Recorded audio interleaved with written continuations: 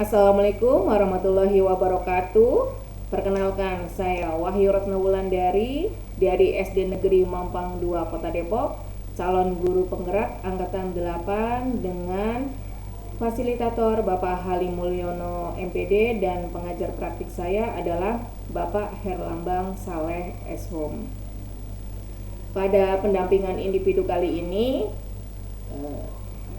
saya beserta pengajar praktik saya, Bapak Herlambang Saleh, akan merefleksikan modul yang sudah saya pelajari di pendidikan guru penggerak ini. Antara lain,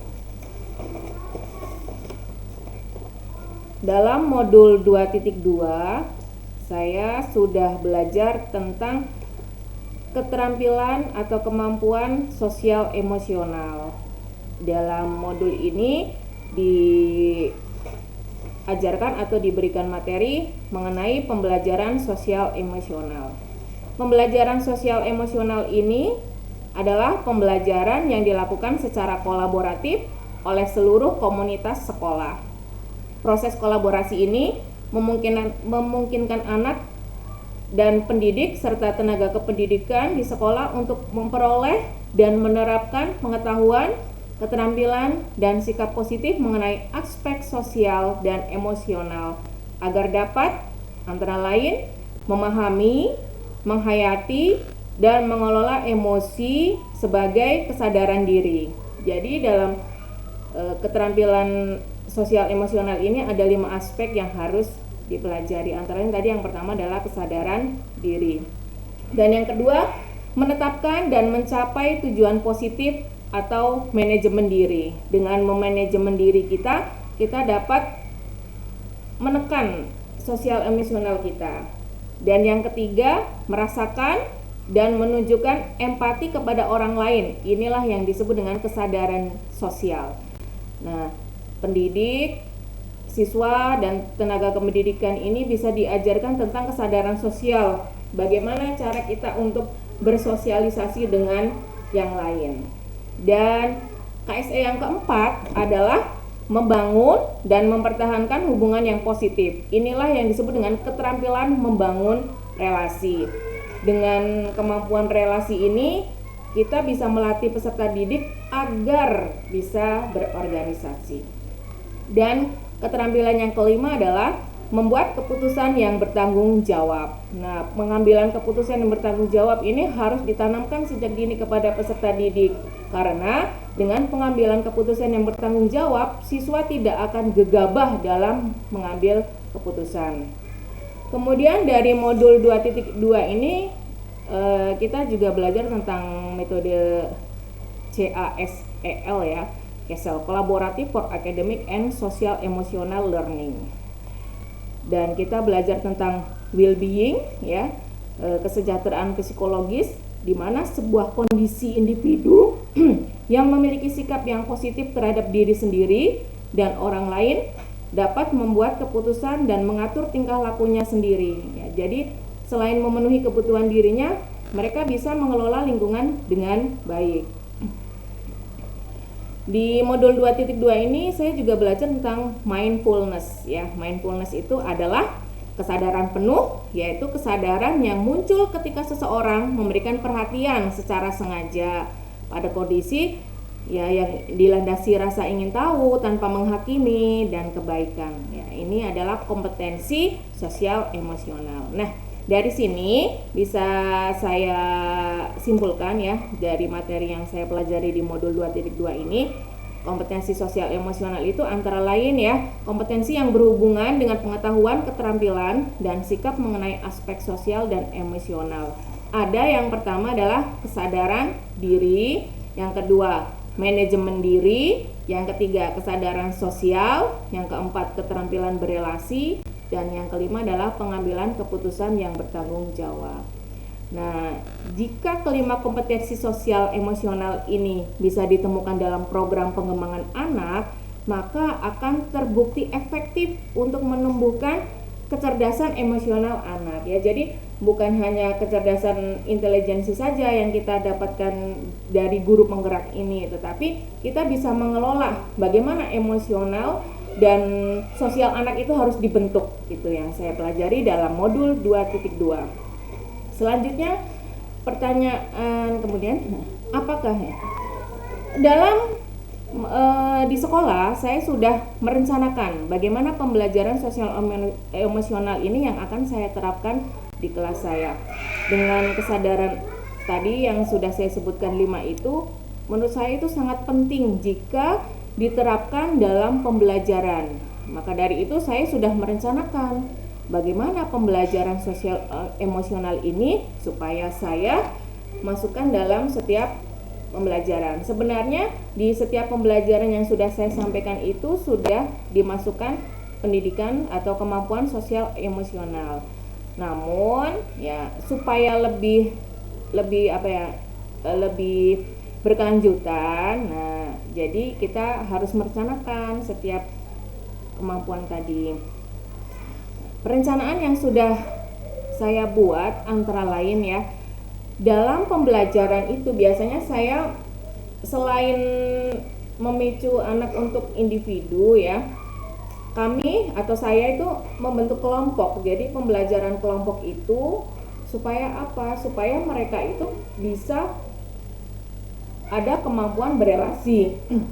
Setiap kelompok itu kan pasti punya pendapat yang berbeda-beda.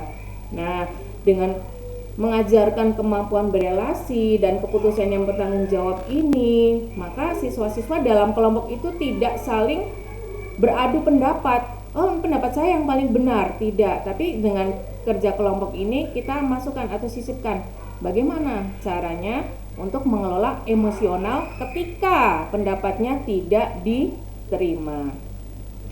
Nah, harapan saya setelah menerapkan pembelajaran sosial emosional di kelas, ya tadi seperti saya sebutkan, anak menjadi memiliki kesadaran diri yang penuh. Ya, tadi kesadaran diri yang penuh itu adalah memahami dan menghayati serta mengelola emosi. Jadi kan anak-anak itu kalau misal tidak bisa mengerjakan, dia mengeluarkan emosinya dia dengan cara misalnya marah-marah atau apa, atau misal nggak bisa dia nangis. Nah, dengan adanya kesadaran ini, siswa dapat lebih memahami dan mengelola emosi. Oh, kalau saya nggak bisa, saya harus bagaimana, begitu. Nah, harapan selanjutnya ya, tadi anak sudah memiliki kesadaran diri. Yang kedua, manajemen diri. Jadi harus menetapkan supaya anak bisa punya kemampuan untuk mengelola emosi itu dari perilaku, pikiran, ya secara efektif. Bagaimana supaya bisa memerangi emosi yang tidak terkendali itu. Kesadaran sosial. Nah, dengan adanya kesadaran sosial ini, anak-anak jadi bisa lebih bersosialisasi. Misal dari temannya ada yang kurang mampu atau ekonominya keluarganya dari lingkungan yang tidak ada ya. Nah, ini bisa dengan cara berbagi kepada sesama teman. Kan kadang ada anak yang tidak membawa bekal makanan, nggak punya uang jajan. Nah, sewaktu istirahat anak-anak itu semua pada jajan, sedangkan ada satu anak yang tidak ada uang saku, tidak jajan. Nah, dari kesadaran sosial ini anak-anak bisa saling berbagi bekal yang mereka bawa. Ya paling nggak misalnya ada yang bawa roti ya dibagi 2 atau bagaimana ini ya. Dan keterampilan berelasi yang tadi sudah saya sebutkan ya. Jadi kalau dalam kerja kelompok itu ada kemampuan berelasi supaya mereka saling bekerja sama ya, tidak boleh beradu pendapat ya, saling bekerja sama, intinya berelasi dengan baik ya. Dan yang terakhir adalah harapan saya dengan belajar KS ini yang kelima adalah pengambilan keputusan yang bertanggung jawab. Siswa-siswa itu dapat mengambil pilihan-pilihan yang membangun yang berdasarkan atas kepedulian, kapasitas dalam mempertimbangkan standar etis dan rasa aman tersebut. Ya, jadi untuk mengevaluasi manfaat dan konsekuensi dari bermacam-macam tindakan dan perilaku yang mereka ambil. Itu yang saya pelajari di modul 2.2. Kemudian yang saya pelajari selain dari pembelajaran sosial emosional ini adalah metode Bagja ya. Dari metode Bagja ini, B. Buat pertanyaan, A. Ambil pelajaran, G. Gali mimpi, J. Jabarkan rencana, dan A. Atur eksekusi. Nah, kemarin prakarsa perubahan kanvas Bagja yang sudah saya buat adalah penumbuhan kedisiplinan siswa yang sesuai dengan profil pelajar Pancasila. Ya, kita sudah tahulah profil pelajar Pancasila itu kan ada beberapa dimensi. Nah, ini saya ingin menumbuhkan kedisiplinan siswa karena dalam metode Bagja ini kita diajarkan imajinasi murid tentang murid ya di masa depan. Nah, saya ingin itu setiap murid memiliki sifat yang selalu taat beribadah dan menghargai agama yang lain. Kenapa saya mempunyai impian seperti itu? Karena saat ini rata-rata murid kalau misalnya disuruh untuk beribadah pasti ada aja alasannya karena lebih memilih gadget daripada beribadah. Nah, saya juga memiliki impian murid yang memiliki sopan santun. Beda dengan zaman saya ya, kalau misalnya ketemu sama orang yang lebih senior itu atau lebih sepuh di atas usianya, kadang kita masih ya jalan paling enggak harus menundukkan kepala. Tapi kalau sekarang sopan santun itu sudah mulai menipis ya, makanya saya ingin memiliki siswa yang seperti ini. Nah, yang selanjutnya adalah murid yang memiliki jiwa nasionalis dan patriotisme. Dengan sifat nasionalis ini, jadi ada rasa kecintaan tanah air ya. Kalau dulu kan ada pelajaran yang sangat-sangat harus kita cinta tanah air ya, patriotisme, dan sekarang anak-anak itu sudah mulai lupa pahlawan, kadang lupa, tapi kalau artis luar negeri itu hafal banget ya. Nah, imajinasi murid saya di masa depan juga adalah tadi sama dengan pembelajaran sosial emosional, yaitu murid yang memiliki rasa solidaritas yang tinggi ya, dan murid yang suka berdiskusi dan menyukai hal baru. Nah, sama dengan pembelajaran sosial emosional yang kemampuan berelasi, ini saya mempunyai impian yang seperti ini, murid bisa saling berdiskusi.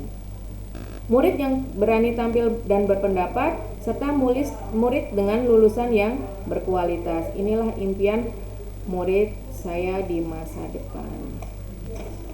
Nah, melalui tahapan Bagja ini, saya mempunyai visi ya. Dalam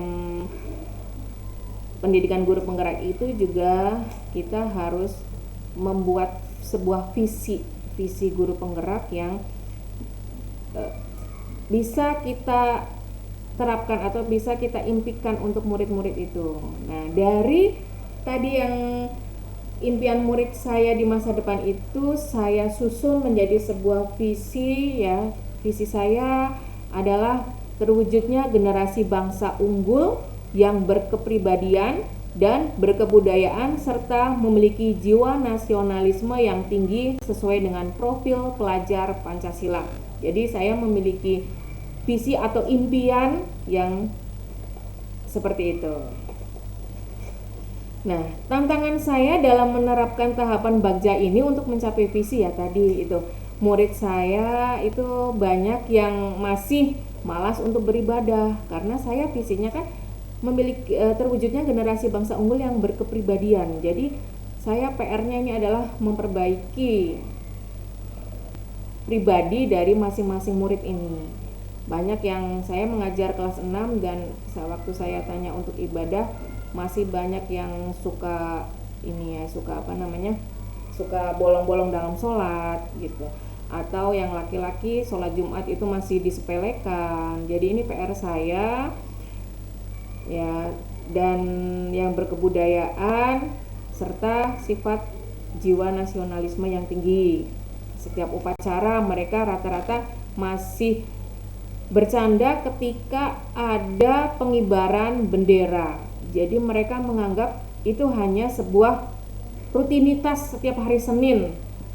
Saat pengibaran bendera yang harusnya hormat dan sikapnya sempurna ya, mereka malah bercanda atau tidak hormat, karena menganggap itu hal yang wajar, hal yang biasalah dilakukan. Nah, maka dari itu saya dalam tantangan mencapai visi ini ya tadi itu.